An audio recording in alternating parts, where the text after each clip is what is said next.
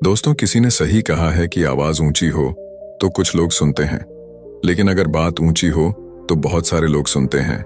नमस्कार दोस्तों, एक छोटी सी कहानी। ये कहानी एक लड़के की 24 साल का लड़का जो सेठ के यहाँ पर नौकरी करता था। उसके माँ बाप इस दुनिया में नहीं थे। जिंदगी बड़ी परेशानी में चल रही थी। वो जाता था, रोजाना पैसे कमा करके घर आता था, खाना बनाता था, खाता था, सो जाता था। एक दिन उसने देखा कि एक बूढ़ा फकीर अपनी पीठ पर 3 ठेले लेके एक शहर से दूसरे शहर की ओर जा रहा था। वह काफी बूढ़े भी थे और काफी देर से वह यूं ही सफर कर रहे थे और आखिरकार कुछ दूर और सफर करने के बाद वह चलते चलते थक कर एक पेड़ के नीचे बैठ गए।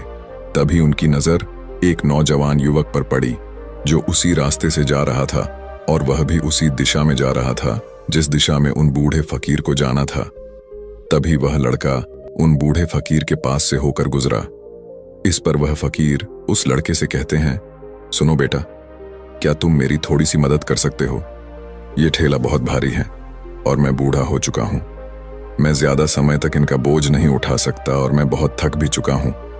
तो क्यों ना तुम मेरे एक ठेले को ले लो और मुझे उस दूसरे गांव तक पहुंचा दो। इसके बदले में मैं तुम्हें 3 स्वर्ण मुद्राएं दूंगा। वह लड़का उन फकीर की सारी बातें सुनता है और उन फकीर से कहता है, कोई बात नहीं बाबा, मैं आपकी मदद करने के लिए तैयार हूं। कहिए आपको कहां जाना है? ऐसा कहकर उस लड़के ने उन फकीर का एक ठेला उठा लिया और अपने कंधे पर ले लिया। तभी उस जवान लड़के को यह एहसास हुआ कि यह ठेला तो सचमुच बहुत भारी है। वह लड़का और फकीर दोनों रास्ते में आगे की ओर बढ़ चले। कुछ दूर आगे चलने के बाद देखते ही देखते वह गांव खत्म होने लगा और अब एक सुनसान रास्ता आगे की ओर जा रहा था। वे दोनों अपने मार्ग में मस्त होकर आगे की ओर बढ़ रहे थे। जब भीड़ से पूरी तरह से अलग हो गए तो वह लड़का उन फकीर से कहता है, बाबा, इस ठेले में आखिर ऐसा क्या रखा है जो ये ठेला इतनी वजन है? इस पर वह फकीर आदमी उस लड़के को जवाब देते हुए कहते हैं, कुछ नहीं बेटा, बस इसमें तांबे के कुछ सिक्के भरे हुए हैं, इसी कारण ये ठेले में बहुत वजन है।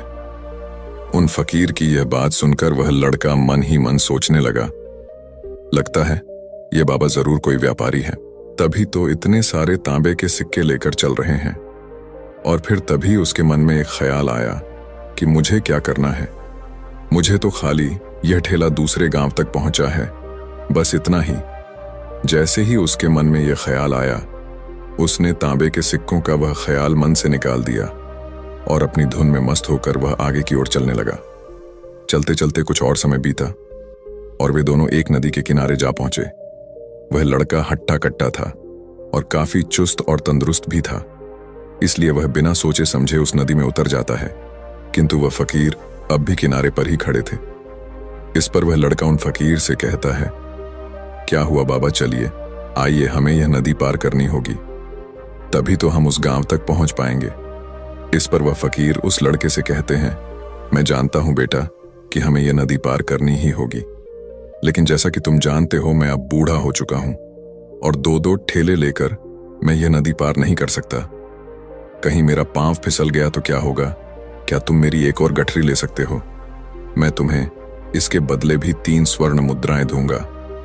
इस पर वह लड़का मुस्कुराते हुए उन फकीर से कहता है, बाबा, आप मुझे शर्मिंदा कर रहे हैं। यदि आप मुझे स्वर्ण मुद्राएं ना भी दें तो भी मैं आपका कार्य अवश्य करूंगा। मैं आपको उस दूसरे गांव तक जरूर पहुंचाऊंगा। इस पर वो फकीर मुस्कुराते हुए उस लड़के से कहते हैं, बेटा, तुम तो बड़े ही भले इंसान लगते हो। इतना कहकर उन्होंने वह दूसरी गठरी भी उस लड़के को थमा दी। उस लड़के ने जब वह दूसरी गठरी अपने कंधे पर रखी तो वह गठरी भी उसे बहुत ज्यादा भारी लगी, लेकिन उसने वहां पर कुछ नहीं कहा। जैसे तैसे उन दोनों ने नदी पार की। नदी पार करने के बाद बातों बातों में ही उस लड़के ने उन फकीर से कहा, बाबा, आखिर इस दूसरी गठरी में क्या है? ये गठरी भी बहुत वजन है। इस पर वह फकीर उस लड़के को जवाब देते हुए कहते हैं, बेटा, इसमें चांदी के सिक्के हैं, इसी कारण यह गठरी भी बहुत वजन है। उन फकीर की यह सारी बातें सुनकर अब उस लड़के का दिमाग तेजी से काम करने लगा था। वह यह सोच रहा था कि एक ठेले में तांबे के सिक्के हैं और दूसरी में चांदी के। ऐसा प्रतीत होता है मानो यह फकीर बाबा कहीं दूर से आ रहे हैं और उन्होंने अपनी सारी जमीन जायदाद बेचकर ये सारे सिक्के इकट्ठे किए हैं। तभी तो वह इतना धन लेकर चल रहे हैं, लेकिन वह लड़का उन फकीर से कुछ नहीं कहता और वे दोनों चुपचाप मार्ग में आगे की ओर बढ़ते चले जाते हैं। कुछ दूर आगे बढ़ने के बाद एक बार फिर एक सुनसान राह आती है। उस सुनसान रास्ते को देखते ही उस लड़के के मन में तरह तरह के विचार उत्पन्न होने लगे। वह यह सोचने लगा, अरे यह तो सुनसान जगह है, अगर मैं यह सिक्के लेकर यहां से भाग जाऊं तो यह फकीर मुझे कब तक दौड़ाएंगे। मुझे नहीं लगता कि मुझे कभी पकड़ पाएंगे और यहां पर कोई है भी नहीं जो इनकी मदद कर पाए। और वैसे भी ये बहुत सारे सिक्के हैं, मैं इनसे एक अच्छी दुकान खरीद सकता हूं, अपना नया व्यापार शुरू कर सकता हूं। और वैसे भी ये बूढ़ा फकीर अब इन पैसों का क्या करेगा, इससे अच्छा तो मैं ही इन्हें रख लेता हूं। वह लड़का यह सब बारे में सोच ही रहा था, तभी अचानक उसे खुद पर आश्चर्य हुआ। अरे मैं यह क्या सोच रहा हूं, यह फकीर बाबा न जाने कहां से आ रहे हैं और क्या खूच करके इन्होंने इतने सारे पैसे इकट्ठा किए होंगे। मुझे इनका फायदा नहीं उठाना चाहिए। नहीं नहीं, मुझे ऐसा नहीं करना चाहिए। उसने कुछ देर के लिए तो अपने मन के विचारों को काबू कर लिया, लेकिन कुछ देर बाद उसके मन के विचार उस पर देखते ही देखते हावी होने लगे। वह लड़का 2 ठेले लेकर उन फकीर के पीछे पीछे चल रहा था और कुछ दूर आगे चलने के बाद एक पहाड़ी आई। इस पर वह फकीर बाबा उस लड़के से कहते हैं, बेटा यह पहाड़ी मैं नहीं चढ़ पाऊंगा, मैं काफी बूढ़ा हो चुका हूं और मेरे घुटनों में भी दर्द रहता है। यदि तुम मेरी तीसरी गठरी भी ले लो तो मैं तुम्हें 3 और स्वर्ण मुद्राएं दूंगा, लेकिन याद रखना इसे कहीं गिराना मत, कहीं ये गठरियां खुल ना जाए। इस पर वह लड़का उन फकीर से कहता है, क्यों बाबा, आखिर इसमें ऐसा क्या है। इस पर वह फकीर उस लड़के से कहते हैं, बेटा इसमें स्वर्ण मुद्राएं हैं। यह सुनकर वह लड़का मन ही मन बहुत प्रसन्न हुआ। उसने चुपचाप वह गठरी भी उन फकीर से ले ली और देखते ही देखते वे दोनों मार्ग में आगे की ओर बढ़ने लगे। अब वह फकीर बिना कोई वजन लिए हुए आराम से पहाड़ की चढ़ाई पर चढ़ रहे थे, किंतु वह नौजवान लड़का जो पीछे था वह वजन के कारण बहुत धीरे धीरे चल पा रहा था। लेकिन जब से उसने सोने का नाम सुना था उसका मन तो छलांग मार रहा था। वह मन ही मन सोच रहा था, अगर मुझे यह सारा धन मिल जाए तो मेरा पूरा जीवन तो आराम से कट जाएगा। वैसे भी यह बाबा तो बूढ़े हो चुके हैं, भला इन्हें इतने पैसों की क्या जरूरत है, इनका जीवन तो वैसे भी कट चुका है। मैं एक काम करता हूं, यह सारे पैसे लेकर यहां से भाग जाता हूं। लड़के के मन में अनगिनत विचार उठ रहे थे। लड़के का मन अब उसकी बुद्धि पर पूरी तरह से हावी हो चुका था और उस लड़के का मन अपनी बात को सही साबित करने के लिए उससे कुछ भी कह रहा था। और तभी उस लड़के के मन में एक और विचार उत्पन्न हुआ और अब की बार वह लड़का यह सोच रहा था, लगता है यह फकीर बाबा कोई चोर है, वरना इनके पास इतनी सारे स्वर्ण मुद्राएं कहां से आएंगे। अगर ये कोई व्यापारी होते तो भला ये इस तरह से पैदल यात्रा तो नहीं करते, और अगर इनके पास इतने सारे पैसे थे तो ये कोई ना कोई साधन भी तो अवश्य कर सकते थे। लगता है ये कोई चोर है और चोर से चोरी करने में भला क्या बुराई है। ये सोचता हुआ वह लड़का अब उन फकीर से तेजी से आगे की ओर बढ़ रहा था और देखते देखते वह फकीर से आगे भी निकल चुका था।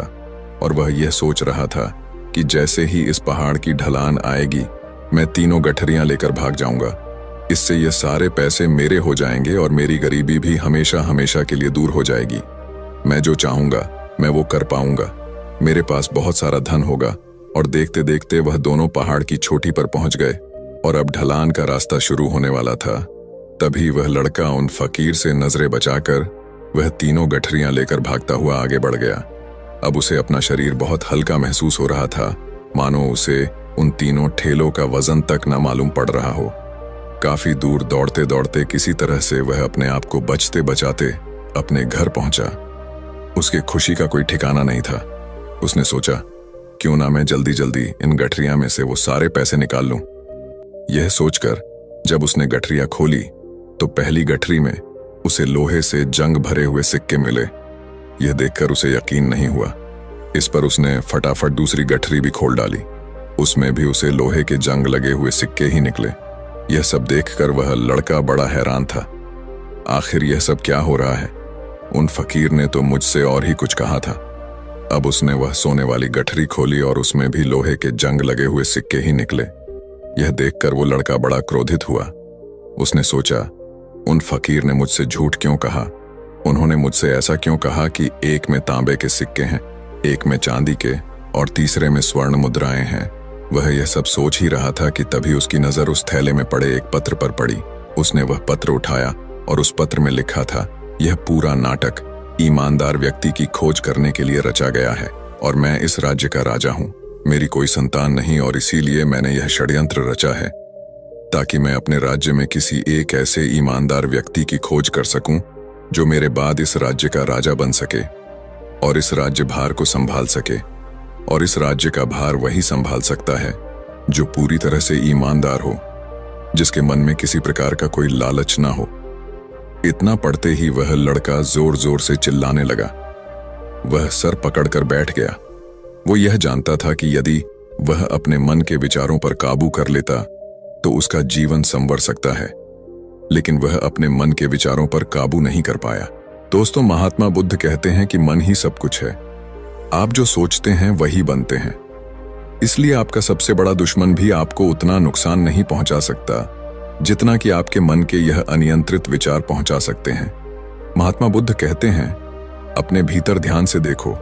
हमारे भीतर जो विचार चल रहे हैं वही विचार शब्द बनते हैं और शब्द कर्म के रूप में प्रकट होते हैं।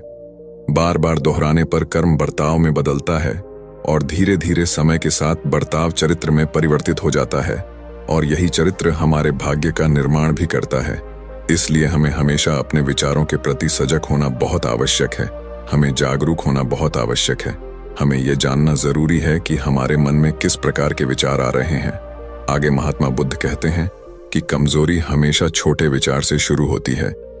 यह एक बीज के रूप में होती है और यदि इस बीज को नष्ट न किया जाए तो यह छोटा सा विचार बहुत जल्द ही एक विशाल वृक्ष का रूप ले लेता है और हमारी बुद्धि की सोचने और समझने की क्षमता को पूरी तरह से नष्ट कर देता है।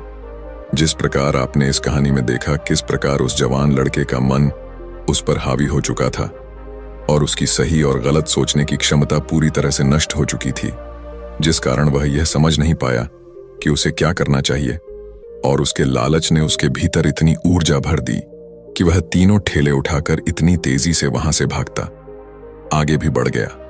इसीलिए जब आपके मन में पहली बार कोई गलत विचार उत्पन्न हो तभी उसे जड़ से उखाड़ देना चाहिए, अन्यथा वह विशाल वृक्ष का रूप लेगा और आपको किसी न किसी गलत राह पर वह ढकेल ही देगा। आप चाहकर भी उसे रोक नहीं पाएंगे। लेकिन अब आपके मन में यह प्रश्न उठ रहा होगा कि हम भला अपने मन के विचारों को कैसे नियंत्रित करें। हमारा मन तो इतना चंचल है, वह इतना शक्तिशाली है कि वह हम पर हावी हो ही जाता है। हम चाहकर भी उस पर नियंत्रण नहीं कर पाते। इसका जवाब में महात्मा बुद्ध हमें दो बातें समझाते हैं। पहली बात, सही इरादा विकसित करो।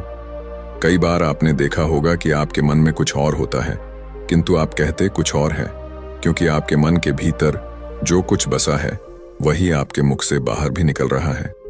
लेकिन जब हमसे वह गलती हो जाती है तो उसके बाद हमारा मस्तिष्क अच्छी तरह से काम करना शुरू कर देता है। हमारे सोचने और समझने की क्षमता एक बार फिर से जागृत हो जाती है और ऐसी अवस्था में हमें यह एहसास होता है कि हमसे गलती हो गई है और फिर हमारा मन दुखी हो जाता है। हमारा मन अफसोस से भर जाता है और इस भारीपन और दुख से बचने के लिए महात्मा बुद्ध हमें सही इरादा विकसित करने के लिए कहते हैं। इसके लिए जब भी आप कोई कार्य करने जा रहे हो तो सबसे पहले आपको यह खुद से पूछना चाहिए कि जो कुछ भी मैं करने जा रहा हूं इसके पीछे मेरा इरादा क्या है। क्या मैं दूसरों को दुख पहुंचाना चाहता हूं या दूसरों को नीचा दिखाने जा रहा हूं या मुझे खुद को ऊपर उठाना है। खुद से सवाल कीजिए, खुद को जागृत कीजिए। जब आप इरादों के प्रति सचेत होने लगेंगे, जब आप विचारों के प्रति सजग होने लगेंगे, तभी आपके भीतर सकारात्मक ऊर्जा का प्रवाह होगा। तभी आप सकारात्मक इरादों से जुड़ने लगेंगे और आपके मन के भीतर बसी हुई वह नकारात्मक ऊर्जा और नकारात्मक इरादे दिन ब दिन कम होने लगेंगे। परंतु याद रहे, आपको यह हर रोज करना होगा और आपको यह हमेशा ध्यान रखना होगा कि आपको केवल अच्छा सोचना है। आपके इरादे हमेशा अच्छे होने चाहिए, तभी आप दुख और तकलीफों से बच सकते हैं। अन्यथा आप इसी तरह से दुख और तकलीफों में घिरे ही रहेंगे और आप कभी इससे निकल नहीं पाएंगे। दूसरी बात, मन के प्रति सजगता विकसित करो, जिससे आपका मन देखते देखते शांत होगा और आपके मन के भीतर बसी हुई वह नकारात्मक ऊर्जा, नकारात्मक विचार खत्म होने लगेंगे और आप शांति की ओर आगे बढ़ेंगे। और आपको इसके लिए बस इतना ही करना है कि इस पल में जो कुछ भी हो रहा है, आपकी आंखों के सामने आपके भीतर जो कुछ भी जैसा भी चल रहा है, बस उसे देखते रहना है। अपने मन के अच्छे बुरे विचार, अपनी भावनाएं और अपनी यादों पर बिना प्रतिक्रिया दिए उन्हें केवल देखते रहना है, जिससे आपके मन के सारे विचार देखते ही देखते खत्म होने लगेंगे। आपका मन खाली होने लगेगा और आप नकारात्मक विचारों से न सोच से बच सकते हैं और आप इन दुख और तकलीफों से भी दूर रह सकते हैं। इसीलिए महात्मा बुद्ध कहते हैं, जो स्वयं को देखता है वही सबसे बड़ा तपस्वी है। अर्थात जो अपने मन में चल रहे उन विचारों को बिना प्रतिक्रिया दिए हुए केवल देखता है और उन पर कोई भी प्रतिक्रिया नहीं करता, बस उन्हें देखता और समझता है, वास्तविकता में वही मन पर नियंत्रण भी कर सकता है और वही अपना जीवन सुखी और खुशहाली तौर पर जी सकता है। इसलिए यदि आप भी अपने जीवन को सुखी और खुशहाल बनाना चाहते हैं, तो आपको सबसे पहले अपने मन पर नियंत्रण साधना ही होगा, अपने मन को खाली करना ही होगा, अपने मन के विचारों के प्रति आपको सजग होना ही होगा। दोस्तों, उम्मीद है कि आपने आज की इस वीडियो से जरूर कुछ ना कुछ सीखा होगा। अगर आपको ये कहानी अच्छी लगी हो तो इस वीडियो को लाइक करें और हमारे चैनल मोटिवेशन बुद्धा को सब्सक्राइब करें। हम मिलते हैं अगली वीडियो में। धन्यवाद।